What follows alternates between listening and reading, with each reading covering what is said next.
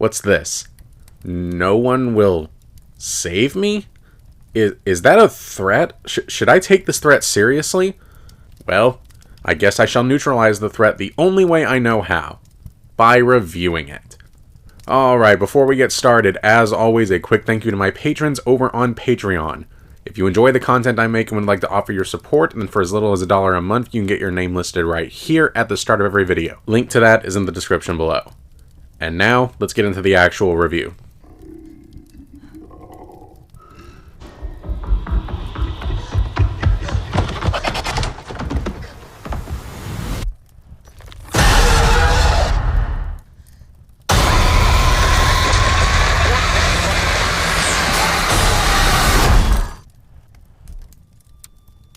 No One Will Save You tells the story of a young woman who lives by herself, away from a community that seems to hate her, when all of a sudden aliens invade and she's forced to fight them off all alone.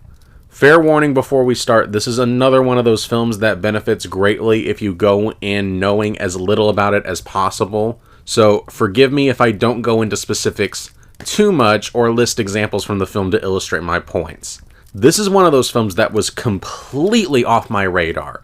I knew next to nothing about it while I was searching for a film to review this week, and I kept seeing this one pop up, and I saw it was getting, really good reviews. So I decided to check it out, and yeah, I really enjoyed this one a lot. So to start off with, I guess I should mention what is by far the most interesting to note about this film, is that with only one real notable exception, there aren't any lines of dialogue in this film. This is a film that, at its core, is largely visual storytelling, which is something that I have been longing for more filmmakers to do. I mean, that is what film is supposed to do, right? And don't get me wrong, I love me some good dialogue in movies, but sometimes I think we need a reminder that you can just tell a story visually and not over-rely on dialogue. And the lack of dialogue actually serves a narrative function here, because the main character is more or less isolated from her own community, so the quiet and the silence really isolates the audience to show us just how truly alone she is. The dialogueless nature of the movie isn't merely a gimmick just so that it can stand out. There is a thematic reason for it. So yeah, on that level, I do respect this film for that. Although, admittedly, the film's premise is so minimalistic and stripped down that it's honestly probably not that big of a sacrifice to begin with. Now, when I say the premise is stripped down, I don't mean that as an insult. On the contrary, the fact that this film doesn't waste time means that it is go, go, go the entire time. There's not a trim of fat here, and the pacing is really well done. There is this old school feel that this film is going for, a film that just wants to showcase a life or death scenario that our protagonist must overcome. And that's it. Nothing fancy, nothing too complex. Now, the main character might not be the most compelling or complex character imaginable, but thankfully they got Kaitlyn Dever to play the part, and she just commands the screen, which for this film in particular was essential.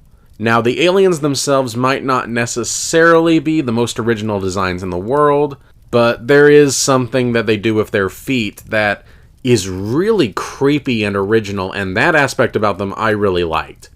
And while I'm on the topic, I should note that as a thriller, this is pretty intense. It sucks you in with its creepy atmosphere, knows when to keep something hidden and when it's time to reveal it. And the sound work goes a really long way in helping with that ominous aura that pervades this film. This might actually contain some of the best sound editing I've seen so far this year.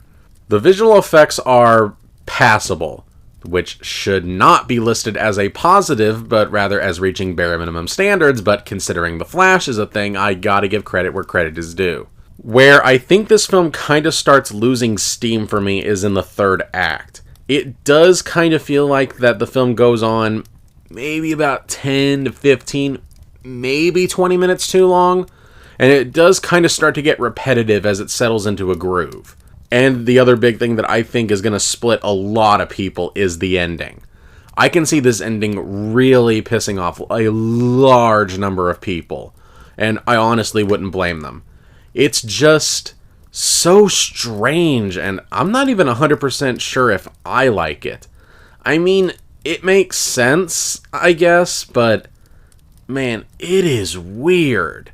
Now, there is supposed to be an ambiguous nature to it, which I do like, since there is an argument that these ambiguous details realistically wouldn't be revealed to the main character, but at the same time, it also feels like not quite a Deus Ex Machina, but something very close to it. And I can see a lot of people crying foul at it.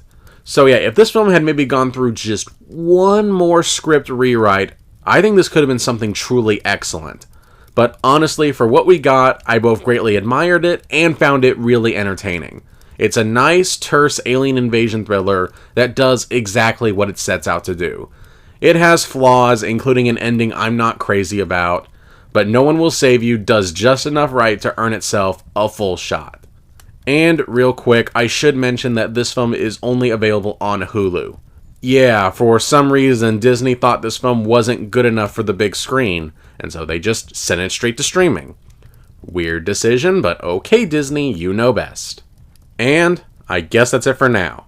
Thank you so much for watching.